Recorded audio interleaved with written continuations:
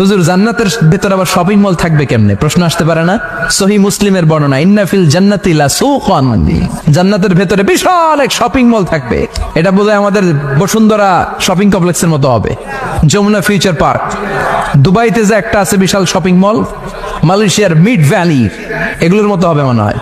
কত বিশাল যে shopping mall হবে। সহিহ মুসলিমের বর্ণনা, প্রতি শুক্রবারে সব জায়গা থেকে বন বন করে মৌমাছির মতো জান্নাতীরা ওই শপিং মলে শপিং করতে আসবে। ইচ্ছে মতো দেদারসে পোশাক কিনবে, ইচ্ছে মতো শপিং করবে, টাকা দেয়া লাগবে না, ক্রেডিট কার্ড লাগবে না। সুবহানাল্লাহ পড়েন। ইচ্ছে মতো শপিং করবেন।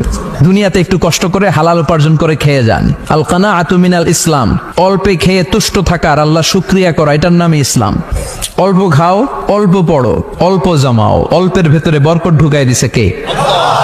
অনেকে দেখবেন অনেক খাই খাই নাই নাই করে, এটা যাদের স্বভাব তাদের কখনো বরকত হয় না। অল্প খাবেন, অল্প পড়বেন, আর হালালের সাথে সম্পর্ক করবেন। আল্লাহুম্মা কফিনি বিহালালিকা আন হারামিক ওয়া আগনিনি বিফাদলিকা আম্মান সিওয়াক।